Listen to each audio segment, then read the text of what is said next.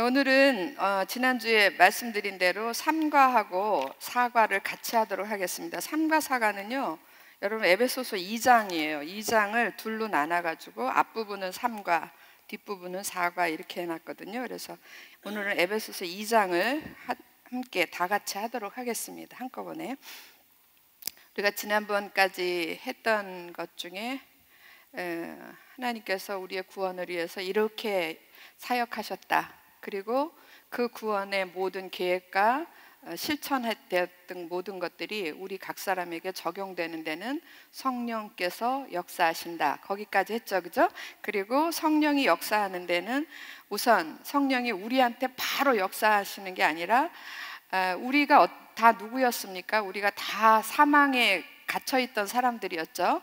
그래서 우리를 먼저 구원하시는 일이 굉장히 중요했어요. 그래서 성령께서 우리를 구원하시기 전에 반드시 먼저 하셔야 될 일이 있었는데 구세주를 세우시는 일이었어요. 그런데 그 구세주를 하나님께서 누구로 택하신 겁니까? 예수 그리스도. 그래서 예수 그리스도를, 예수님을 우리가 그리스도라 그래요. 왜냐, 그리스도 구세주다 그 얘기예요. 그래서 그분을 먼저 우리의 예수님, 하나님의 독생자이신 예수님을 우리의 구세주로 만드시는 일이 성령께서 먼저 하셨어야 될 일이에요. 그래서 성령께서 역사하시는데 그 능력이, 성령의 능력이 역사하시는데 먼저 누구 안에서 역사하십니까? 예수 안에서 역사하세요. 이 판소가 제가 가서 한번 보니까 이게 잘 안 보이더라고요. 그죠? 흐릿하게. 그냥 보세요. 예수 안에서 역사하셔가지고 그 예수님을, 하나님의 독생자이신 예수님을 우리의 대속제물로 내어주시는 거예요. 그래서 우리 대신 죄값은 무슨 값입니까? 사망의 값이죠. 그래서 우리의 죄값을 치르시기 위해서 인간의 육신을 입고 이 땅에 보내시고, 어디에서 돌아가시게 하십니까? 십자가에서 죽으시는. 그러니까 그야말로 예수 안에서 이제 대속 사역을 하는데 죽으셨어야 됐어요. 죽으시고 예수께서 죽으셨기 때문에 우리들의 사망의 값을 치르신 겁니다. 그리고 우리를 다시 살리시기 위하셔서 그분은 부활하셨어요. 부활의 주님. 그리고 그분은 다시 본 자리로 올라가셨습니다. 그래서 우린 그거를 승천이라고 그러죠. 승천이라고 그러고, 그리고 우리는 이제 여기까지가 우리의 구원이 다인 줄 알았어요. 우리가 이제 구원받았으니까 죽을 내가 예수 그리스도의 은혜로 인해서 예수님이 나 대신 죽으셨대. 그래서 나는 이제 예수님 죽으심을 따라서 우리가 믿기만 하면 우리가 구원을 받는데, 그래서 내가 예수 그리스도를 믿는 순간 예수님의 죽음, 부활, 승천, 이 은혜가 우리의 것이 되어서 우리는 구원받았다. 할렐루야. 우리가 알고 있는 모든 구원은 여기까지가 대부분이었었어요. 여기까지가 거의 대부분 많은 분들이 여기까지가 구원인 줄 알았는데 이 구원은 반쪽 구원이다라고 이야기하는 거예요. 목사님이 그 여러분 공과책 오른쪽에 설명되어지는 부분에 거기에 그렇게 써놓으셨어요. 그래서 반쪽 구원이다. 여기까지 하는 건 반쪽 구원이다. 반쪽 구원이 이해가 안 됐어요. 구원이 어떻게 반쪽이지? 그런데 하나님이 생각하신 구원 안에는 여기까지는 반쪽이에요. 하나님의 생각하신 구원은 이것이 다가 아니었고, 이렇게 구원받은 우리들을 그 다음에 하나님이 원하시는 그림이 또 있었어요. 이렇게 구원받은 우리들을, 예수 그리스도로 말미암아 구원받은 우리들을 예수 그리스도의 도표대로 가자면은, 예수께서 우리를 구원하시기 위해서 죽으시고 부활하시고 승천하신 이후에 만물에 뭐가 되게 하셨어요? 만물의 주. 원래도 만물의 주셨어요. 근데 이 땅에 육신의 옷을 입고 오신 분을 다시 부활하고 승천케 하시고 다시 확인시켜 주는 거죠. 우리 속에 만물의 주가 되게 하시고 만물 위에 그 이름이 뛰어나게 하시고, 그리고 이분이, 이게 다 끝이 아니죠. 그리고 최종적인 단계는 어디까지 갑니까? 그분을 교회의 머리. 저는 이걸 처음에 접했을 때 이거 진짜 뜬금없다고 생각했거든요. 진짜 왜 갑자기 교회의 머리가 되셨지? 이랬는데 하나님의 뜻을 몰랐을 때는 그렇게 생각할 수밖에 없었던 거예요.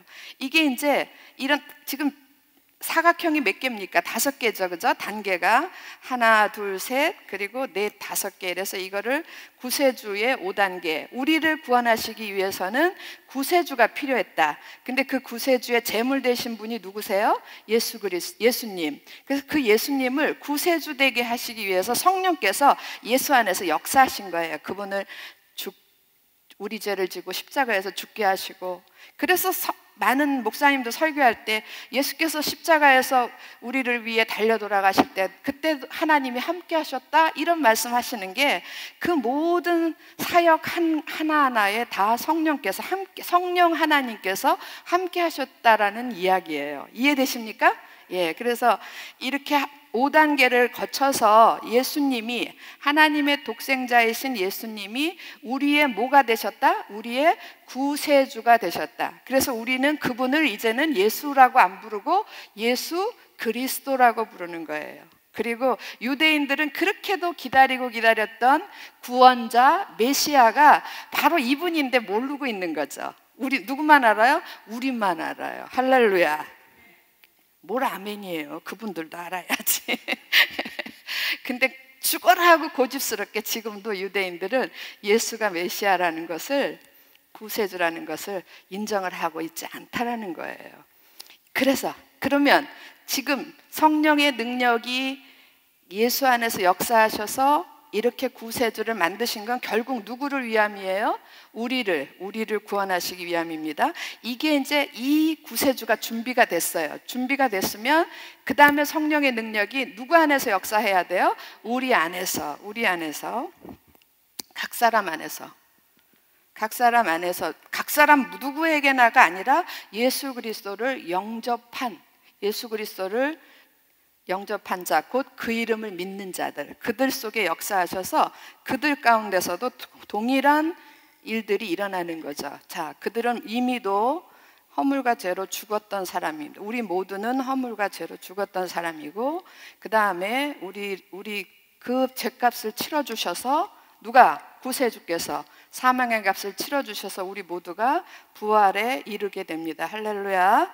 그리고 또 하나님이 약속하신 대로 영생에 참여하는 승천은 하나님 자리에 같이, 하나님 나라에 같이 동참하는 영생의 참여입니다. 그 부분은 그 다음번에 또 나와요. 그리고 우리를 여기서 끝내는 게 아니라, 우리가 아까 제가 말씀드린 것처럼 우리가 알고 있는 구원은 여기까지였는데 거기서 끝난 게 아니라 예수께서 만물의 주가 되신 것처럼 우리도 그 주 되신 그분에게 뭐가 됐다고요? 예, 그분의 종이 되게 하시고. 그래서 우리는 예수를 믿는 순간부터 우리는 어떤 사람이어야 되냐면 순종의 사람으로 운명 지어졌어요. 순종을 할 것인가 말 것인가 이럴 게 아니라 우리는 예수 그리스도를 영접하는 순간 우리는 그분의 종으로 순종하겠다, 이렇게 결심한 사람들입니다. 믿으십니까? 예, 결심해놓고 다 잊어버리고 내가 언제 결심했어? 그러고 사는 것도 또한 우리입니다. 예. 그리고 그분의 종이 다가 아니라 우리들의 최종적인, 하나님이 원하시는 최종적인 모습은 교회의 머리 되신 그분 앞에 우리는 그분의 몸을 이루는 지체가 됐다. 이거를 우리가 지난번까지 자그마치 3시간에 걸쳐서 이 이야기를 했어요. 사실은 이 굉장히 중요한 겁니다. 중요한 건데 오늘 에베소서 2장은 이제 1장 하반절에서는 예수 안에서 이 구세주, 예수 안에 메시아의 5단계를 설명을 한 거고요. 2장은 이 부분 밑에서 각 사람 안에서 일어나는 5단계를 설명을 하는데, 목사님이 2장 1절에서부터 10절까지를 이거를 두 개의 모습으로, 두 개의 변화라고 이름을 지었어요. 그래서 첫 번째 10절까지는 제 첫 번째 변화, 요겁니다. 첫 번째 변화, 제1변화. 그래서 이거를 제1변화라고 그래요. 우리 각 사람 안에서 일어나는 제1변화, 첫 번째 변화. 그 다음에 요 종된 거, 그리스도 앞에서 종된 거하고 교회의 몸이 되는 거는 제2변화. 변화라는 말을 썼는데, 변화라는 말은 뭔가 그냥 제가 그냥 오늘 지난주에 이상한 옷 입고 있다가 오늘 또 다른 이상한 옷을 입고 나온 그런 정도의 변화가 아니라 이게 완전히 근본적으로 변하는 변화를 얘기해요. 그래서 이거를 어떤 단어가 좋을까 하고 생각했는데 제가 이게 그 단어하고 설명을 하면 좋겠다라는 생각을 했어요. 여러분, 거룩이라는 단어 많이 들어보셨죠? 이 거룩이라는 단어는 한국말로 하면 뭡니까? 구별되다라는 거예요. 구별되다라는 그 말이 의미인데, 이거는 그냥 구별된 거야. 저기서 여기로 구별된 거야. 그런 정도가 아니라 이거는 완전한 존재적으로 변화한 거예요. 완전히 그 옛날 어른들, 어머니들 말씀대로 하면 완전히 시종자가 달라진 거예요. 완전 종자부터 다 완벽하게 달라진 그런 변화를 의미해요. 뭔지 이해되십니까?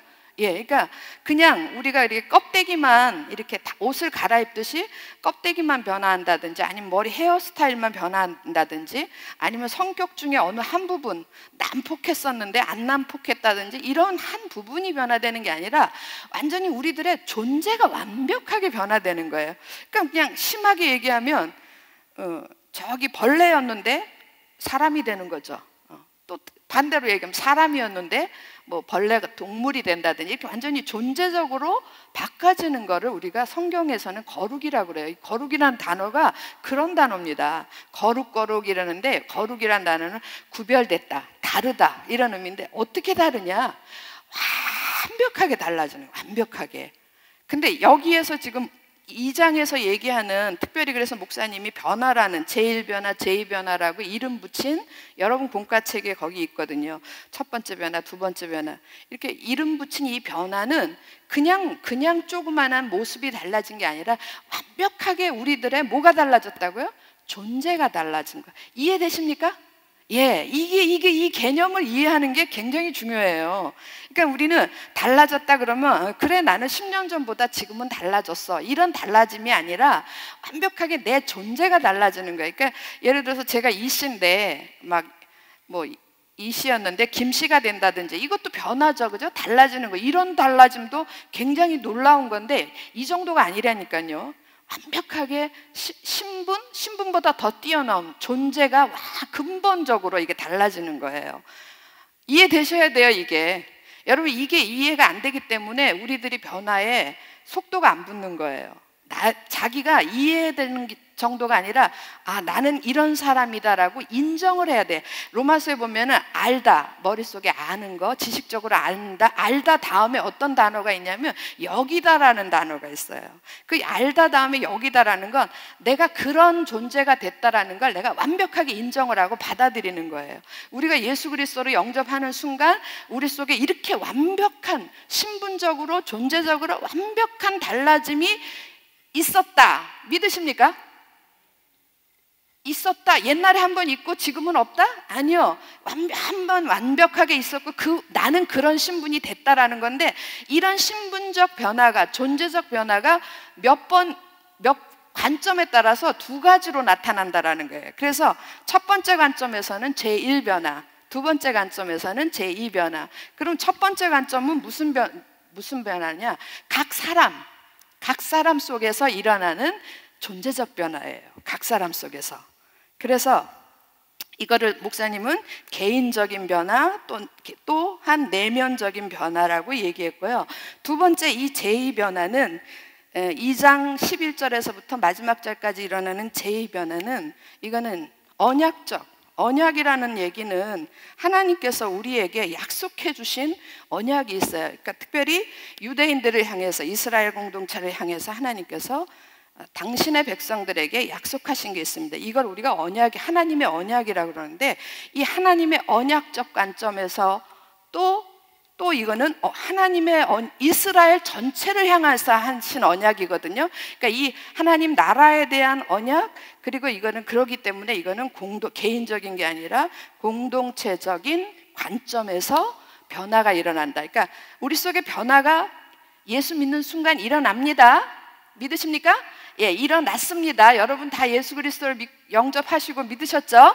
그랬으면 여러분 속에 이미 변화가 일어난 걸 믿으시기 바랍니다. 그렇게 여기시기 바랍니다.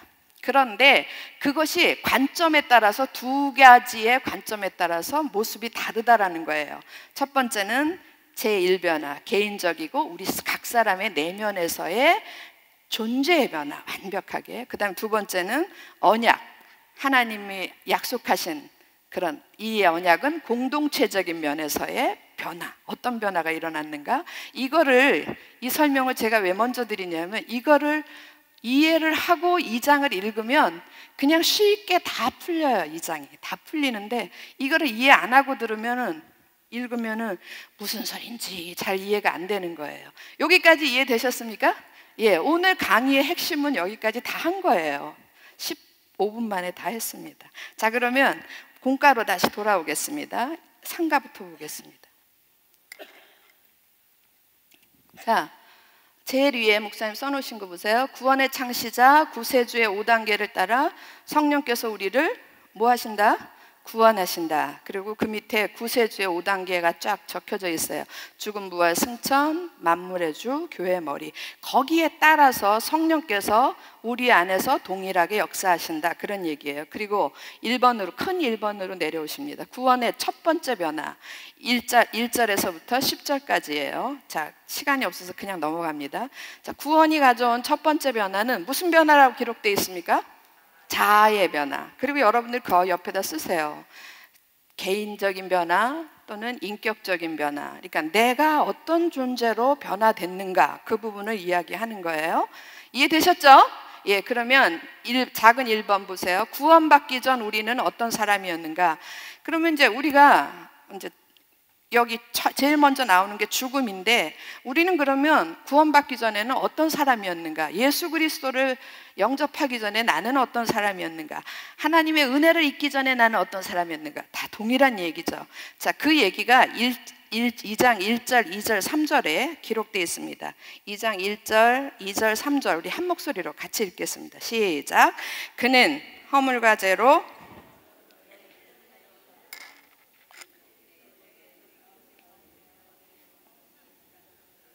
공중의 권세 잡은 자를 따랐으니 곧 지금 불순종의 아들들 가운데서 역사하는 영이라.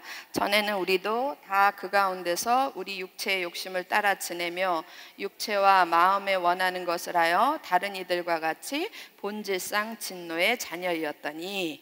우리가 예수님을 만나기 전에는 이런 사람들이었어요. 어떤 사람이었는가? 2장 1절에 허물과 죄로 이미 죽었던 사람이에요.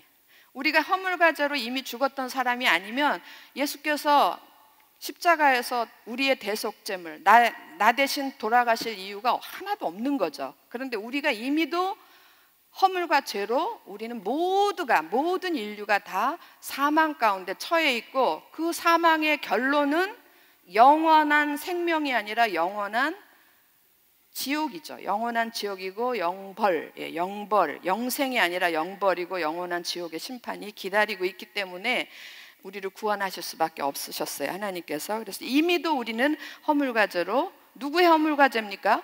우리 자신의 허물과 죄로 죽어 있었던 사람들이었어요. 그 다음에 2절에서 보시면 그때 너희는 그 가운데서 행하여 이 세상 풍조를 따르고 공중의 권세 잡은 자를 따랐으니 곧 지금, 이 세상 사람들, 하나님 안에 있지 않는 모든 사람들은 다 불순종의 아들들이에요. 그러니까 왜 그러냐면 하나님의 순종을 거역해서 태어난 모든 무리들이기 때문에 불순종의 아들들일 수밖에 없어요. 특별히 누구에게 대하여 불순종? 하나님께 대하여 불순종하고 불순종하고 있고 불순종할 수밖에 없는 그런 불순종의 아들들. 우리는 그런 불순종의 사람이었다라는 거, 두 번째. 그 다음에 세 번째는 2장 3절에 보면 전에는 우리로 다 그 가운데서 우리 육체의 욕심을 따라 지내며 육체와 마음에 원하는 것을 하여 다른 이들과 같이 뭐라고요? 본질상 진노의 자녀였다 그랬어요. 우리는 어쩔 수 없이, 그러니까 이 땅에 태어나는 순간부터 진노의 자녀, 다른 말로 하면 심판받을 사람들이었다라는 거예요. 어떤 심판인지 아시죠? 지옥의 심판인데, 그 지옥의 심판은 영벌이라는 거예요. 영원하다는 그런 진노를 받을 수밖에 없는 사람들, 자녀들이었다라는 거예요. 우리가 예수 그리스도를 만나기 전에 믿기 전에, 구원받기 전에 우리들의 모습들이 이런 사람이었어요. 적어도 자기는 우리가 좀 진실해야 되지 않겠어요? 내가 어떤 사람이야? 나 왕년에 이런 사람이었어. 어떤 사람이었습니까? 왕년에 허물과저로 죽었던 사람들, 또 불순종의 자녀들, 또 진노의 자녀들, 죽어 마땅한 사람들이었어요. 우리 모두는 다 죽어 마땅한 사람들이었는데 이런 속에서 허물과 죄 가운데 죄로 이미 죽어 있고, 그 다음에 하는 모든 살아가는 것 자체가 하나님께 대하여 불순종이고, 그 결과로 심판받아 마땅한 우리들이 이 세상에서 사는 모습은 어떤 거냐? 당연히 여러분, 우리가 피조물이잖아요. 피조물, 그죠? 누가 만드신 누구의 피조물입니까? 창조주 하나님이 만드신 피조물이에요. 근데 피조물이라는 거는 누군가의 창조주, 주인의 명령에 따라 살게 돼 있는 운명이에요. 운명체인데 그게 쑥 빠져버렸어요. 창조주가 쑥 빠져버리니까 뭔가가 그 자리가 공허해. 그래서 본능 이상의 본능, 본능을 뛰어넘는 어떤 본능이 그게 뭐가 남아있냐면요, 무언가에 따라가는 습관이 있어요. 무언가의 종로로 타는 습관이 있어요. 무언가의 노예가 되는 습관이 있다고요. 그런데 원래는 하나님의 통치 아래 아예 있었더라면, 창조주 하나님 앞에 하나님의 아름다운 모습으로 창조된, 피조된 그 모습대로 살았으면 하나님이 주시는 그 아름다운 것 속에서 우리가 하나님의 그 아름다운 것들, 하나님의 명령, 하나님의 뜻을 따라 살았을 텐데, 그것이 하나님이 쑥 빠져버리니까 그 자리를 메우는 것들이 따라서 뭔가 노예적 습성이 따르게 만드는 게 있는 거예요. 그 빈자리를 뭘로 메꾸는가 한번 봅시다. 2절에 그게 2번이에요. 구원받기 전 우리는 무엇의 노예로 살았는가? 세 가지 노예적 상태가 있었다 그랬어요. 많겠지만 세 가지로 사도 바울은 요약을 해놨습니다. 따르다라는 단어로 해놨어요. 2장 2절에 무엇을 먼저 따릅니까? 그때 너희는 그 가운데서 행하여 이 세상 풍조를 따르고, 따르고 첫 번째 나오는 게 뭐예요? 세상 풍조. 세상 풍조는 세상 유행을 얘기해요. 가르칠 때마다 드리는 말씀인데, 세상 유행에서 자유로운 사람은 한 명도 없습니다. 한 명도 없어, 그죠? 저도 예외는 아니고요. 그렇다고요. 이 세상 유행이 꼭 무슨 이렇게 눈에 보이는 외모적인 유행뿐만은 아니에요. 그러니까 모든 영역에서 세상 유행이 있는 거 아시죠, 그죠? 그것을 거역하고 그것을 거스리고 이렇게 살아가는 사람들은, 자유로운 사람들은 없는 거예요. 대부분은 따라가게 돼 있어요. 느낌이 어떠냐면 쓰나미가 몰려오는 느낌이에요. 세상 유행은 쓰나미가 쫙 몰려오면 자기도 안 가고 싶은데, 안 떠내려가고 싶은데 떠내려가는 것처럼 세상 유행이 딱 그래요. 그래서 그 안에서 그 유행을 따르지 않고 독야청청하기란 참으로 힘든 일이에요. 그리고 혼자서는 어려운 일들 중에 하나가 이 세상 유행. 이건 누가 붙들고 있는 겁니까? 사단이 붙들고 있는 거예요. 사단이. 그 다음에 두 번째 따르다라는 말이 또 나와요. 2장 2절에 보면 세상 풍조를 따르고, 그 다음에 바로 나오죠. 공중의 권세 잡은 자를 따랐으니. 이 세상 모든 권세는 누구의 손 안에 있습니까? 사단의 손 안에 있습니다. 믿으십니까? 근데 사단이 이 세상을 어떻게 장악하냐면요, 사회적 구조, 권력 구조, 우리는 그걸 사회제도라고 얘기해요. 그래서 각 나라마다 모양은 조금씩 다르지만 대부분 뭐가 우선되냐면요, 계급이 있어요. 계급. 북한 같으면 아주 정말 특별하죠. 북한은 완전 계급이 완전 다르잖아요. 우상의 김일성 3대 세습 계급하고 국민들하고 완전히 계급이 다른 것처럼 우리나라도 무슨 왕조의 계급, 지금은 계급이 없다고 생각하십니까? 우리나라에? 지금도 존재하고 있어요. 지금도 물질에 따른 계급, 학벌에 따른 계급, 그 다음에 외모에 따른 계급도 있어요. 외모에 따른 계급도 있고, 그 다음에 많죠.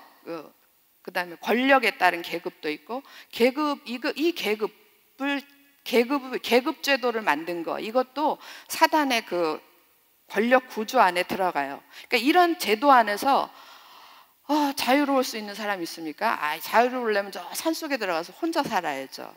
자연인이 되는 수밖에 없습니다. 그리고 또 하나, 마지막 정말 정말 각 사람의 책임 있는 따라 지내며가 또 하나 나오는데 그게 3절입니다. 3절 같이 한 목소리를 한번 읽어볼까요? 시작. 전에는 우리로 다 그 가운데서 우리 육체의 욕심을 따라 지내며. 뭘 따라 지냈습니까? 육체의 욕심.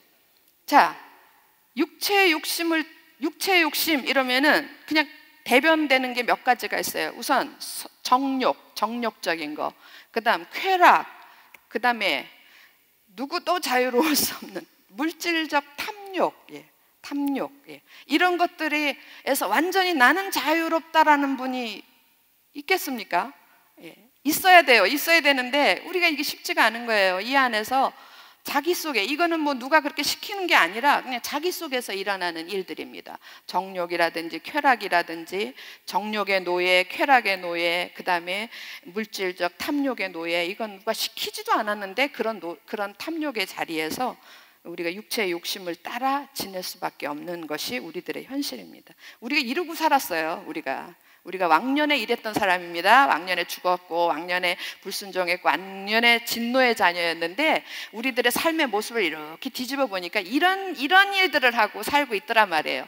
그런데 지금 저도 우리 중에 누구라도 여기서 자유로우신 분 계십니까? 이렇게 말하는 게 저는 서글퍼요. 우리가 다 누굽니까? 예수 믿고 구원받은 하나님의 자녀들 아닙니까? 그런데 우리 속에도 지금 이런 얘기를 우리는 안 그렇다라고 자신 있게 얘기하지 못하는 이 현실이 저는 가슴 아픈 거예요. 여러분, 이게 예수 믿기 전에 우리들의 모습이에요. 인정하십니까? 예. 이 예수 믿기 전에 이런 모습인 우리들을 그 다음에 우리를 이렇게 놔두면 하나님 입장에 대보시라고요. 이렇게 놔두면 갈 곳은 뻔해. 어디를 향해 달려갑니까? 죽음을 향해서, 영벌을 향해서, 영원한 지옥을 향해서 막 달려가는 거예요. 하나님이 어떤 분이신데요? 하나님의 많은 속성 중에서 굉장히 중요한 우리들의 생명하고 직결된 두 가지 속성이 있는데, 하나는 공의고 또 하나는 사랑이에요. 자, 하나님의 공의대로 말씀을 드리면 우리 모두가 다 지옥을 향해서 달려가고 있어요. 그리고 지옥을 향해서가 아니라 이미 거기 가 있고, 그리고 이제 지옥불에는 곧 들어갈 거고, 거기가 우리들의 자리예요. 이거는 누가 자초한 겁니까? 우리 모두에게 지옥의 심판이 닥쳐온 앞에 놓여져 있다면 이건 누구의 잘못입니까? 우리들의 잘못이죠. 그럼 하나님의 공의대로 하면 그냥 내버려 둬야 돼요. 그렇죠? 예, 하나님이 하지 말라고 한 것, 하나님의 명령대로 불순종한 그 죄값으로 이런 결과를 만드는 거는 우리들이에요. 그러니까 이 부분에 대해서 하나님이 공의대로 하면, 하나님의 공의가 뭔데요? 네가 행한 대로 받으리라. 네 행한 대로 받는 게 하나님의 공의예요. 잘한 사람에게는 상을 주고 못한 사람에게는 벌을 주고, 이런 게 하나님의 공의인데, 이 공의대로 하면 우리 모두는 그냥 죽는 대로 그냥 내버려 둬야 돼요. 그러나 공의만 있지 않아요. 하나님은 공의로우신 분이며, 또한 하나님은 어떤 분이세요? 사랑의 하나님이세요. 여러분들이 절대 잊어버리면 안 될 하나님, 절대 놓치면 안 될 하나님이 사랑의 하나님입니다. 여러분과 제가 붙들어야 될 하나님, 사랑의 하나님. 근데 그 사랑의 하나님은요, 그 하나님의 사랑은 모든 것을 다 용서하시는 거예요. 저기에 다 지옥을 향해서 가고 있는 모든 사람, 제가 모든에 힘을 주고 있죠. 한 사람도 예 없이 다 살려내고픈 마음이, 그게 하나님의 사랑이에요. 그 하나님의 사랑이, 그런데 하나님이 눈을 뜨고 보니까 모두가 다 죽음을 향해 가고 있어. 다 지옥을 향해서 막 달려가고 있어. 이거를 어떻게 할까? 여러분, 하나님 입장에서 보면 사람으로서는 저들을 돌이킬 방법이 없는 거예요. 그래서 하나님의 사랑이 작동을 해서 하나님께서 다시 그 사랑 때문에 하나님이 그들에게 다 죽음으로 가고 있는 우리 모두를 하나님께로 되돌릴 길을 만드셨고, 방법을 만드신 게, 그게 곧 구원이에요. 그게 그 구원의 길이고, 거기에 제물이 된 게 예수님이시고, 다 아는 얘기지만 정리가 되셨죠? 예, 그렇게 해서 하는데 거기 하나님의 이 사랑의 속성 안에 이 우리를 구원하시기 위해서 하나님께서 역사하신 두 가지 성품이 있어요. 하나는 긍휼이고 하나는 은혜예요. 여러분 그 옆에 설명이, 공과책 옆에 보면 설명이 되어 있는데, 긍휼은 이런 단어입니다. 이런 단어. 전 이 긍휼이란 단어를 처음 들었을 때 너무너무 흥분을 했어요. 긍휼은 반드시 받아야 돼. 반드시 받아야 되는 건데 안 주시는 거예요. 반드시 받아야 되는데 안 주시는 거예요. 여러분, 하나님께서 우리가 다 반드시 받아야 되는데 안 주셔. 그럼 하나님 좋으신 하나님인데 나쁜 걸 그러셨겠습니까? 좋은 걸 그러셨습니까? 예를 들면요, 딱 예가 뭐냐면, 이 긍휼하심의 아주 대표적인 예가 뭐냐면은 우리들의 심판이에요. 우리 모두가 하나님께 불순종해서 다 죽음의 길로 향하고 있고, 우리 모두에게는 뭐가 기다리고 있어요? 심판이 기다리고 있죠. 사망의 심판이 기다리고 있는데, 그 심판의 그 심판, 그 진노, 그거를 모든 사람들한테 다 주셔야 됐어. 다 주시는 게 긍휼이에요. 반드시 줘야 돼. 그런데 그거를 안 주셔요. 안 주시고 거두시는 거, 그게 긍휼이라니까요. 그러니까 반드시 주는 건 하나님의 공이지만 그거를 이렇게 거두시는 거, 그거가 특별히 나쁜 것은 반드시 줘야 돼. 반드시 줘야 될 것 중에 나쁜 거, 그거를 안 주시고 거두시는 거, 요게 긍휼이에요. 예. 그러니까 저희들한테 적용하면 뭡니까?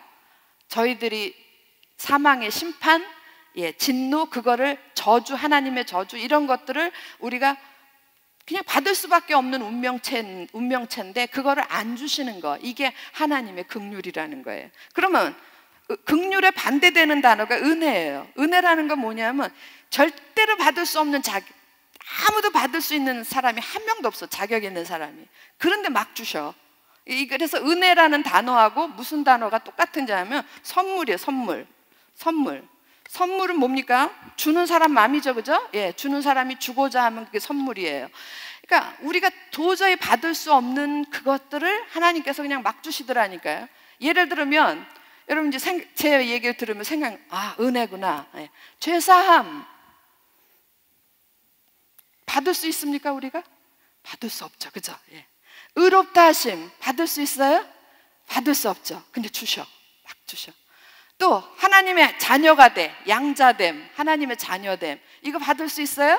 있을 수 없는 일이에요. 근데 우리에게 막 주셔요. 의롭다 하시고 양자되고. 더 놀라운 거는 우리를 하나님의 나라로 삼으시는 거예요. 하나님의 나라가 되게 하시는 거, 우리가 도저히 감당할 수 없는 그런 건데 우리에게 그냥 선물로 주셨어요. 그래서 은혜예요. 이해되십니까? 예. 여러분, 이게 지금 우리가 왕년에 이런 사람이었어요. 진노에 죽었던 사람, 허물과제로 죽었던 사람이고 불순종의 자녀고 진노의 자녀여서 우리 몽땅 다 구제불능의 사람이었는데, 여기에 무엇이 역사한다고요? 하나님의 긍휼과 하나님의 사랑이 작동하셔서, 하나님의 긍휼과 은혜가 작동하셔서 우리가 구원을 받는 거예요. 할렐루야. 그런데 이게 하나님이 우리는 값없이 받는 거예요. 선물은 값없이 받잖아요. 우리는 값없이 받았는데 하나님 입장에서 보면 하나님은 엄청난 값을 치르신 거예요. 어떤 값을 치르셨습니까? 그렇죠. 독생자 예수 그리스도를 십자가에서 내어주는 값을 치르고, 생명의 대속, 우리의 죄값을 치르기 위해서 생명으로, 예수 그리스도의 독생자의 생명으로 대신 값을 치르셨다, 이거예요. 엄청난 값을 치르시고 우리를 구원하신 거예요. 그래서 성경에 뭐라고 표현되어 있냐면 그 큰 사랑을 인하여, 예, 표현할 수 없는 그 큰 사랑을 인하여 우리가 구원을 얻었다. 2장 4절 한번 볼까요? 2장 4절. 거기 3번 보세요. 3번 보시면 우리를 구원하신 하나님은 어떤 분이신가? 4절 보시니까 긍휼에 어떻게 하신 하나님?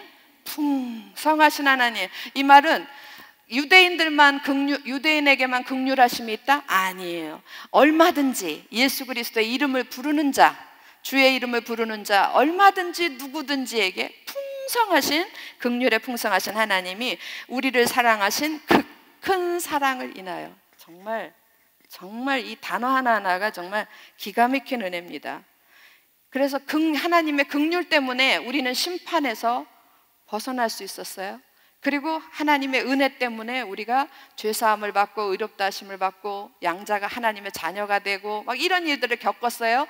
그런데 여기에 이 긍휼과 은혜가 우리 가운데 확 부어지기 위해서 하나님이 제물로 드린 분이 누구예요? 예수께서. 그러니까 하나님이, 이게 예수 그리스도의 십자가에, 우리가 십자가 은혜가 아니면 우리가 구원받지 못했다라는 말 이제 이해되시죠? 예. 이런 구조 때문에, 이런 논리 때문에 우리가 예수님이 아니면 우리의 구원은 있을 수가 없어요. 예수께서 우리를 위해서 십자가에 죽지 않으셨으면 우리는 살아날 수가 없는 사람들이에요. 이런 모든 것들이 다 필요가 없는 것들이에요. 근데 하나님께서 예수 그리스도를 대속제물로 내주심으로 우리 가운데 이런 것들이 다 일어났어요. 이제 굉장히 중요한 걸 하나 하겠습니다. 이게 왜 오늘따라 이렇게 자꾸 말썽을 부리지? 자, 4번으로 오세요. 4번. 여기다가 동그라미를 여러 개 치시기 바랍니다. 자, 4번. 우리 문제 한번 같이 한번 읽어볼까요? 시작. 구원받은 후 우리는, 그리고 그 밑에 뭐라고 돼 있어요? 그리스도와 함께 세 가지 변화가 일어났다. 구원받은 후 우리는 그러면 하나님의 이 놀라우신 사랑, 긍휼과 은혜, 이 은혜로 인해서 우리가 이제 구원받는데 이 안에 비밀이 있다라는 거예요. 자, 지금부터 제가 설명합니다. 자, 우리가 구원받은 후 어떻게 변화됐는가? 자, 예수께서, 우리가 예수 그리스도를 영접합니다. 영접하고 그의 이름을 믿습니다. 그러면 우리는 거듭난다 그랬어요. 그러면 이 속에서 변화가 일어나요. 우리가 예수 그리스도 영접하는 순간 예수님의 죽음이, 예수님이 십자가에서 죽었을 때 분명히 죽으셨죠? 죽으셨다고요. 이 생명의 값을 내놓으셨다고요. 이게 우리들의 죽음하고 연합을 하는 거예요. 뭐 한다고요? 예수님의 죽음이 나의 죽음처럼 된 거예요. 나의 죽음이 된 거예요. 이거를 연합이라는 단어를 쉰이라고 그래. 헬라어 쉰. 지금 한글로 썼는데 이렇게 쓰는 거예요. 이렇게 쉰. 내가 예수 그리스도를 영접하는 순간 예수님의 죽음이, 예수께서 십자가에서 죽으신 게 내가 죽은 걸로 연합을 해버린 거예요. 도저히 뛸 수 없는 연합이 이게 쉰이에요. 그러니까 이제 나는 죽었다 안 죽었다. 허물로 죽었던 내가 이제 내가 다시 살아나려면 목숨값을 치러야 되는데 누가 대신 치러준 겁니까? 예수님이 치러줬어요. 무슨 얘기인지 아시겠죠? 그래서 나는 죽음값을 치른 거예요. 치렀으니까 이제 난 죽음값 치렀으니까 그 다음에 살 일만 남았네. 바로 그 다음 단계입니다. 이게 동시적으로 따다다닥 다 한꺼번에 일어나요. 5단계까지. 그게 내가 예수께서 십자가에서 죽으신 그것이 나의 죽음으로 그대로 연합되면서 그 다음에 동시상영으로 예수님이 다시 살아나심이, 그게 나의 부활로 그대로 연결이 되는 거예요. 그래서 이제 나는 더 이상 죽은 자이다 아니다. 아니에요. 나는 살아났어요. 사망의 자리에서 다시 생명의 자리로 옮겼어요. 살아난 거예요. 어떤 방법으로 살아났냐면 예수께서 죽으셨다가 부활하셨을 때에 그것이 나의 것이 된 거예요. 연합, 쉰, 주님의 것이 나의 것이 된 거예요. 이런 방법입니다. 이런 거. 그래서 주님의 부활이 나의 부활인, 죽음과의 연합, 그리스도의 죽음과의 연합, 그리스도 부활의 연합, 그리고 예수께서 승천하셨다라는 건 하나님 자리, 예수님의 본자리가 어디예요? 하나님 보좌 우편. 우리도 그분과 함께 하늘 자리에 앉히심을 얻었다라는 거예요. 이거는 우리가 육신의 몸을 벗었을 때에 하나님의 나라의 자리가 약속이 된 거야. 영생의 약속이에요. 믿으십니까? 이게 예수께서 승천하신 이 승천이 우리의 승천으로 그대로 또 뭐가 됐다고요? 연합. 부활도 연합. 다 그리스도와 연합이 되는 거예요. 연합, 신. 근데 이 연합은 이렇게 붙었다 이렇게 떨어지는 게 아니라 이게 다 두 손이 붙어버리면 완전히 섞어져서 뛸 수가 없어. 둘이 다 죽기 전엔 뛸 수가 없는 거예요. 죽어도 안 떨어지는 거예요. 그러니까 이거는 물릴 수 없는 확증이에요. 이런 연합으로 우리를 구원하신 거예요. 할렐루야. 그러니까 여러분, 아까 제가 변화를 얘기했을 때 이거는 뭔가 근원적이고 존재적인 완벽한 변화, 달라짐이라 그랬죠? 구별됨. 이제 보세요. 우리가 예수를 믿는 순간 예수님의 죽음이 나의 죽음이 됐고, 예수님의 부활이 나의 부활이 됐고, 예수님의 승천이 나의 승천이 된 거 믿으십니까? 그러면 다 나는, 이건 다 내 거였거든요. 두 번째 밑에 칸에 있는 죽음, 부활, 승천, 이건 내 거였는데 이게 다 지금 칼라가 있었으면 지웠으면 좋겠어요. 이게 그리스도를 믿는 순간 이게 다 없어지는 거예요. 변화되는 거예요. 누구 걸로 변화됩니까?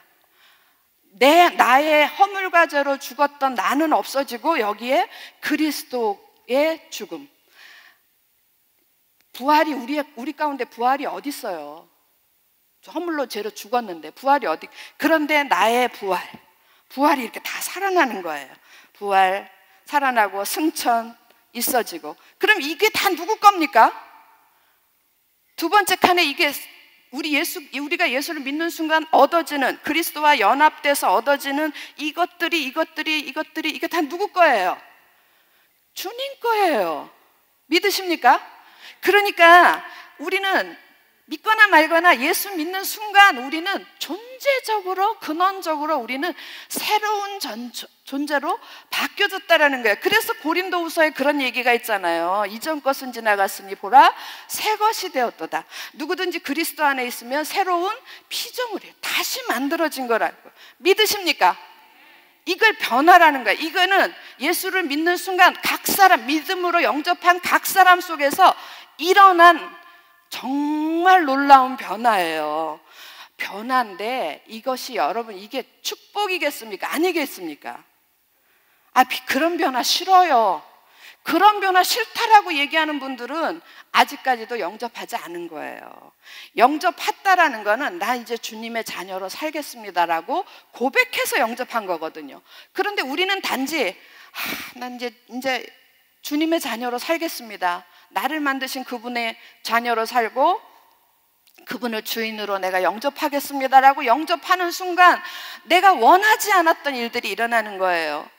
죽어야 마땅한 내가 나 대신 예수께서 죽으시고 다시 주님처럼 내가 부활의 생명체가 되고 그 다음에 하늘 자리가 약속이 되고 이런 놀라운 변화가 우리 속에 일어났다라는 거. 여러분 이거 자체가 우리한테는 축복의 말씀인 줄 믿습니다. 축복의 말씀이에요. 그러니까 축복의 말씀을 다른 말로 두 글자로 얘기해 보세요. 뭐예요? 또 어려워. 복음. 꼭 질문하면 어려워. 틀리거나 말거나 얘기하시라고요. 이거 자체가 지금 눈으로 보세요. 축복이에요, 아니에요? 축복이죠. 나는 원한 바 없어요. 난 그냥 어느 날 하나님이 나의 주인인 걸 깨달았어. 그리고 믿고 싶어. 그래서 영접하면 구원도 얻고 영생도 주신다고 그러니까 내가 믿었어. 믿을 때에 주님, 내가 이제부터는 내가 주님을, 예수를 주인으로 삼겠습니다. 이러고 영접하는 거거든요. 그 영접했더니 뜬금없이 이런 일들로 다 나를 살려주시는 거예요. 할렐루야. 이게 복음이라는 거 아니겠어요? 예. 그렇게 해서 이게 우리 속에서 개인적이고 내면 안에서 일어나는 첫 번째 뭐다? 변화다. 변화는 뭐다? 완벽하게 달라지는 거다. 여러분과 저는 예전에 이양진, 예전에 누구가 아니고 완전히 그리스도 안에서 새롭게 태어난 새로운 존재라는 걸 믿으시기 바랍니다. 그러면 새롭게 태어난 존재답게 살아야 될 거 아니에요. 나머지도 다 달라져야 된다라는 게 부록으로 붙는 거예요. 그 다음에 이것만이 있는 게 아니라 여기까지는 반쪽 복음이라고 그랬어요. 반쪽 복음. 우리는 여기까지가 복음인 줄 알고 이제까지 다 온전한 복음인 줄 알았는데 이거는 알고 보니까 반쪽밖에 안 돼. 뒤에 또 2편이 있어. 그게 뭐냐면은 만물의 주 되신 분 안에 우리가 종으로 살고 그분의 교회 머리 되신 분 안에 몸으로 사는 거예요. 제가 지금 여기까지 한 게 여러분 3과를 마친 겁니다. 시간이 없어서 여러분들이 이제 그 나머지는 쭉 읽어보면 이해가 되시고 4과로 넘어가겠습니다. 4가 넘어가 보시면 구원의 4가 제목이 뭐죠? 구원의 두 번째 변화예요. 그래서 11절에서부터 18절 첫 번째 변화와 두 번째 변화는 언제 일어난다? 언제 일어난다? 동시에 일어난다. 이거 믿고 한참 지났는데 어느 날 이렇게 되는 게 아니라 우리가 예수 그리스도를 영접하는 순간 여기까지 오는 거예요. 믿으십니까? 여기까지 오는 거예요. 근데 우리가 여기까지 왔다라는 거를 인지를 못하고 있었을 뿐이에요. 여기까지만 생각을 한 거예요. 예수 믿으면 천국 간다. 여기까지만 알고 있었는데 사실은 여기까지라는 거예요. 그래서 동시상영으로 일어나는데 첫 번째 변화, 여기까지가 우리 개인 안에서 내면이 변화되는 존재적인 근원적인 변화라면 이거는 하나님의 언약적인 관점에서 또는 공동체적인 관점에서의 변화다라는 그거를 설명하는 거예요. 왜 설명하느냐 하면 이게 설명이 안 되면 제가 첫 번째 시간에 여러분들에게 애타게 소소했던 하나님의 뜻이 이루어지지 않아요. 이게 없다면 하나님의 뜻하고는 거리가 먼 우리들이 되는 거예요. 그래서 여러분 보세요. 1번 두 번째 변화는 언약적 공동체적 관점에서 변화다. 1번 구원받기 전 우리는 어떤 사람이었는가? 우리가 첫 번째 변화에서는 구원받기 전에는 허물과 죄로 죽었고 본질상 진노의 자녀였고 불순종의 자녀였고 이랬는데 이 언약적 관점에서 공동체적 관점에서 보면 하나님이 이스라엘 백성하고 언약할 때 이 언약의 내용이 이거예요. 너희는 나의 백성이 되고 나는 너희의 하나님이 되리라. 이게 약속이거든요. 니네가 나의 백성이 되면 나는 너희의 하나님이 될 것이다. 그것이 조금 발전해서 너희가 나의 자녀가 되면 나는 너희의 아버지가 될 것이다. 이런 개념으로 발전하는 것. 이건 공동체적인 거예요. 약속입니다. 하나님이 우리에게 하신 약속이에요. 근데 구약의 역사를 보면 예수께서 오시기 전에 약속을 보면 이 약속은 누구에게 한 겁니까? 그러죠. 이스라엘에게 했고 특별히 그 이스라엘을 우리는 무슨 사람이라고 부르냐면 유대인이라고 불러요. 유대인. 그렇죠? 예. 그래서 유대인이라고 부르는데 이 유대인은 다른 말로 얘기하면 하나님의 선택된 민족이에요. 하나님이 선택하신 하나님 나라야. 그래서 그들 속에는 선민 사상이 있어.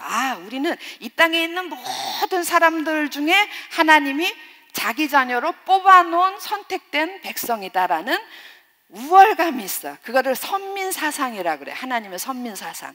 이게 유대인들 속에 있었다고. 유대인들은 어려서부터 부모로부터 그렇게 배워와요. 우리는 말이야 다 하나님, 이 세상에 다 이방인, 지옥불에 뗄감 같은 이방인들이고 우리만 하나님의 백성이란다. 우리는 선택된 백성이란다. 이런 걸 듣고 자랐어요. 그래서 아주 뿌리 깊게 이 하나님의 선민 사상이 있습니다. 언약적 관점에서 보면 특별히 유대인적 사고로 보면은 이 세상 사람을 두 부류로 나눠. 누구와 누굽니까? 자기네들 유대인하고 또 하나는 나머지 모든 사람들을 뭐라고 불러요? 이방인. 우리는 뭡니까? 그러죠. 우리도 이방인이에요. 그래서 유대인들의 눈으로 보면은요, 유대인의 관점에서 보면 자기네만 사람이요, 나머지는 다 지옥의 땔감이야. 우리를 포함. 이란 가만히 있을 수 없다. 아니에요. 가만히 있을 수 없다. 이런 관점이었어요. 그러니까 세상에 두 부류, 그 사람들은 세상에 두 부류가 있다.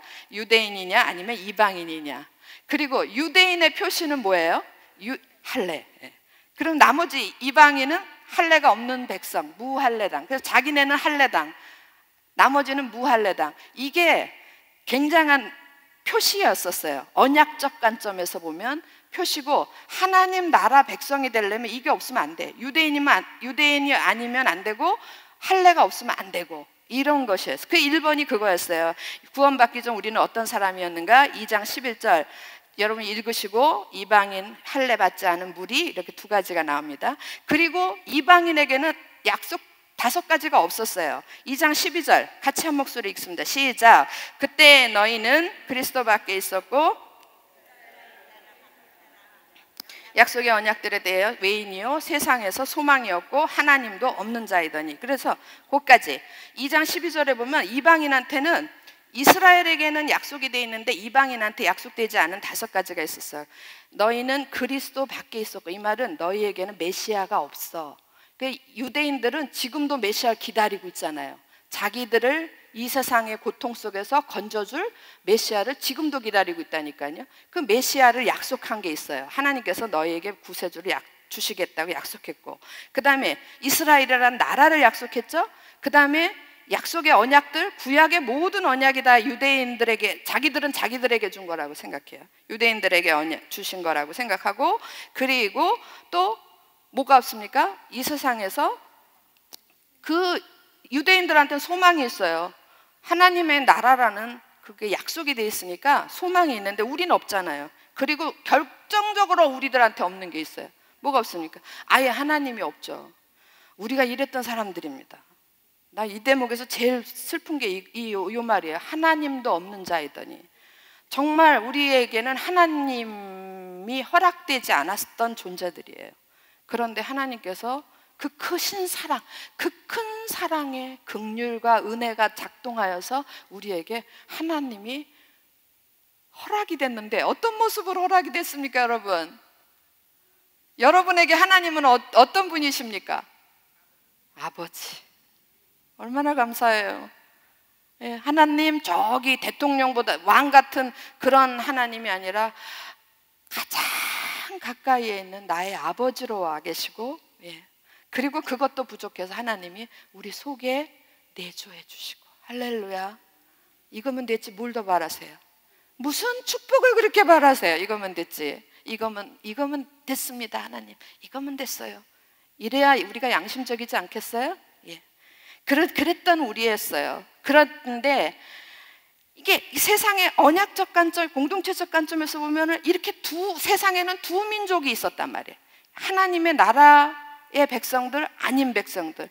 그런데 우리가 예수 그리스도를 영접하는 이거는 죽어도 합쳐질 수 없는 존재예요. 왜냐하면 유대인이 우리 보기를 개만도 못하게 봤으니까요. 도저히 합쳐지지 못하는 그런 존재들이었는데,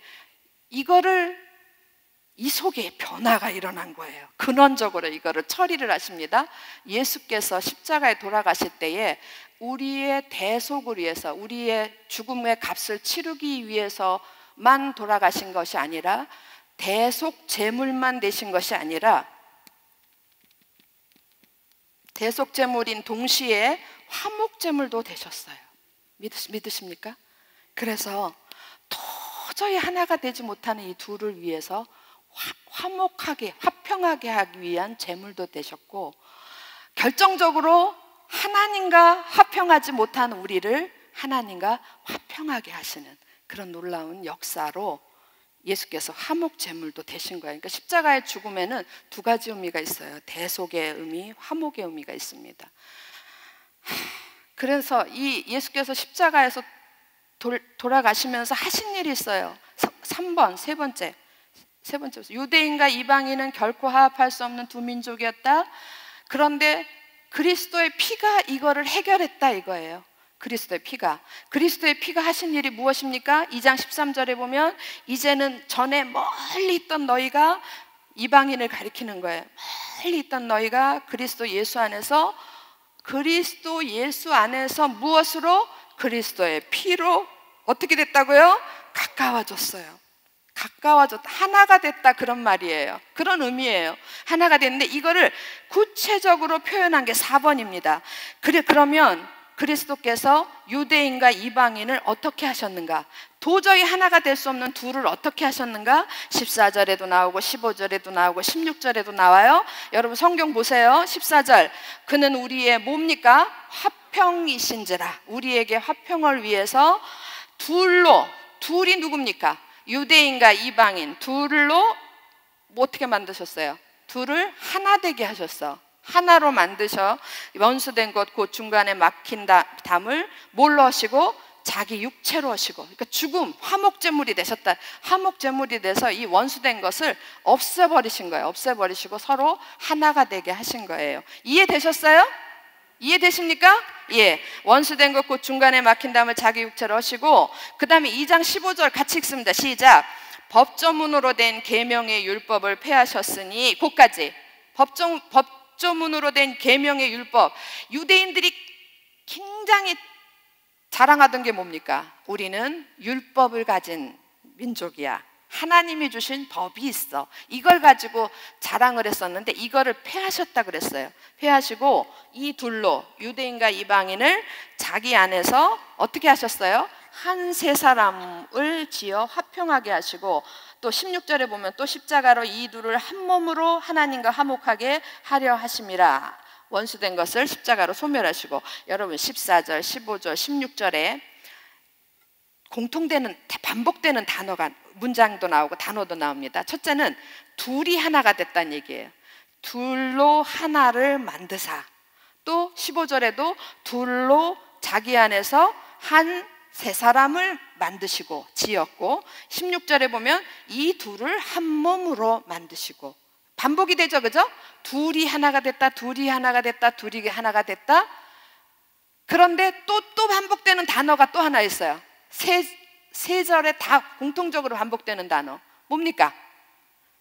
14절에도 있고 15절에도 있고 16절에도 있는 공통된 단어 하나가 있어요. 화평이에요. 화평. 예, 화평이신지라 화평하게 하시고 화목하게 하려 하심이라.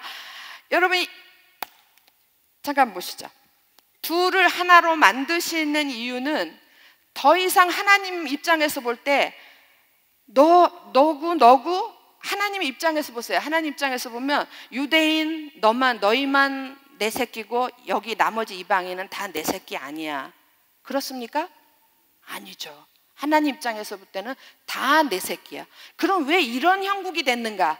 유대인이고 이방인이 이런 형국이 됐는가? 이거는 하나님이 구약에서 이 세상 사람들을 다시 하나님의 자녀로 불러들이기 위한 방법 중에 하나로 아브라함을 믿음의 조상으로 세우시고 선택해서 이스라엘에게 하나님의 선민의 특권을 주고 하나님이 여기다 무시무지한 축복을 쏟는 거야. 그러면 그 민족들이 다 얼마나 정말 축복이 넘치는 민족이 되겠죠. 그러면 주변의 민족들이 열방이 보고 그것을 보고 다 누구에게로 나오게? 다 어머 저 나라 왜 저렇게 잘 살아? 어머 저 나라 왜 저렇게 달라? 왜 이렇게 축복을 받아서? 하나님 때문이래. 그거 보고 다 열방이 주께로 아버지께로 나오게 하시기 위한 방법으로 아브라함을 선택해서 선민으로 허락하신 게 유대인인데, 유대인 우리하고 똑같아요. 아싸 우리에게만 주셨구나. 그리고 그거를 자기들의 특권으로만 여겼지 하나님의 뜻은 완전히 개무시한 거예요.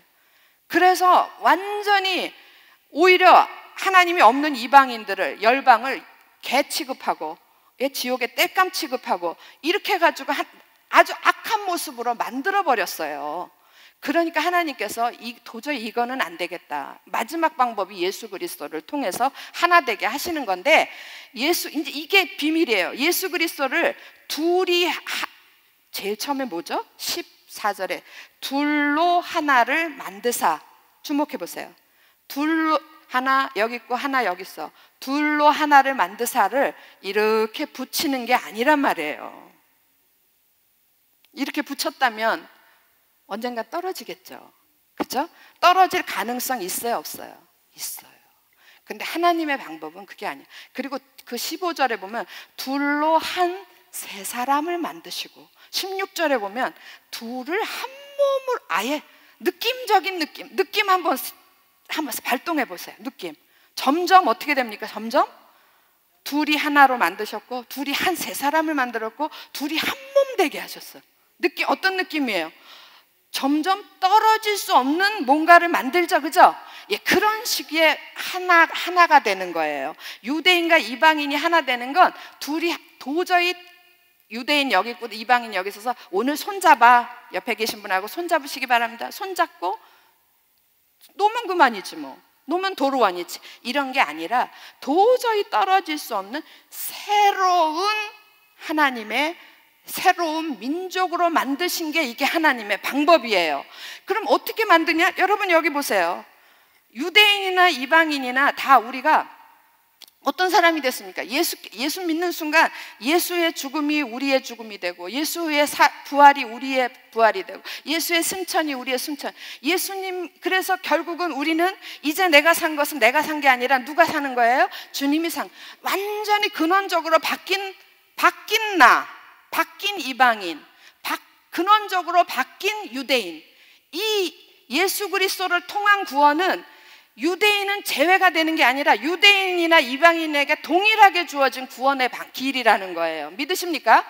그런데 이 유대인들이 지금 그거에 대해서 순종을 안 하고 데모하고 있잖아요. 우린 아니다, 우리는 아직도 메시아를 기다리고 있다, 이러고 있잖아요. 근데 하나님이 정하신 방법은 그거예요. 그래서 유대인이나 이방인이나 다 그리스도 안에서 새 사람이 완벽하게 다른 존재가 됐어. 다른 존재가 된 사람들, 이 보리떡하고 같이 합쳐서 뭉쳐지면 어떤 보리떡, 유대인 보리떡인지 이방인 보리떡인지 갈라낼 수 있어요? 없죠. 이런 식으로 한 세 사람을 만드시는 거라고. 이해되셨나요? 예, 이렇게 손잡아. 그래서 하나가 되는 게 아니라 완벽하게 존재적으로 한 세 사람을 만들고, 그것을 나중에 또 어떻게 더 나아가서는 한 몸이 되게 하셨다는 게, 우리 지난번에 교회의 머리, 그래서 이게 나오는 거예요. 교회의 머리가 되게 하시고 우리는 그분의 몸이 되게 하셔서, 이 안에, 이 몸 안에 유대인도 들어가고 이방인도 들어가고. 이해되십니까? 굉장히 중요한 하나님 나라의 원리입니다. 이 두 가지 같이 들어가서 우리는 다 너나 할 것 없이 이제 그리스도 안에서 뭐가 됐어요? 유대인이나 이방인이나 너나 할 것 없이 우리는 다 그리스도 안에서 한 몸이 됐다라는 거예요. 할렐루야. 이렇게 만드시기 위해서 예수께서 십자가에서 화목제물이 되신 걸 믿으시기 바랍니다. 이게 이변화예요. 우리가 예수 그리스도를 영접하는 순간 우리 속에 내가 변하는 것, 내가 그리스도와 연합된 자로 변하는 것만, 이런 변화만 있는 게 아니라 언약적 공동체적 관점에서 우리가 변화가 일어나서, 유대인과 이방인이 하나 됐다는 얘기는 이 세상 모든 사람들이 주님의 아버지의 뜻 안에서는 하나가 돼야 된다라는 의미로 받아들이시기 바랍니다. 그래서 지금 우리가 유대인과 이방인이 하나 됐다라고 그러니까, 그러면 유대인을 가서 만나서 우리가 어떻게 해야 되나? 그게 아니고, 이 세상엔 두 가지 부류라 그랬잖아요. 유대인이 아니면 이방인. 이 둘이 하나가 됐다는 얘기는 이 세상 모든 사람들이 하나님의 뜻 안에서 하나가 되기를 바라는 거예요. 그 방법은 누구 안에서? 그리스도 안에서. 할렐루야. 이제 이것만, 나머지는 여러분들이 가서 공부하시고, 여러분 여기 그냥 빨간 게 있으면 얼마나 좋을까? 이렇게 반 나누겠습니다. 일변화의 핵심 단어 잊지 마세요. 누구와 함께 이런 일들이 일어납니까? 누구와 함께? 굉장히 연합, 이게 쉰이 함께예요. 함께라는 단어. 이게, 이런 변화는 누구와 함께? 그리스도 안에서. 그리스도 함께. 그리스도와 함께. 그리스도와 함께 내가 죽었던 내가 살아나고 하늘의 자리에 오르고, 그런 우리들이, 그래서 완벽히 변화된 내가 이 변화로 들어오면 누구 안에서? 그리스도 안에서 하나가 되는 거예요. 그러니까 단어가 다른 거 아시겠죠? 여기서는 누구와 함께? 그리스도와 함께. 여기는 그리스도와 함께 된 자들이 누구 안에서? 그리스도 안에서 하나가 되는데, 누구 안에서? 그리스도 안에서 하나가 되는 거예요. 결국 일변하든 이변하든 다 누구로 말미암아? 예수 그리스도로 말미암아.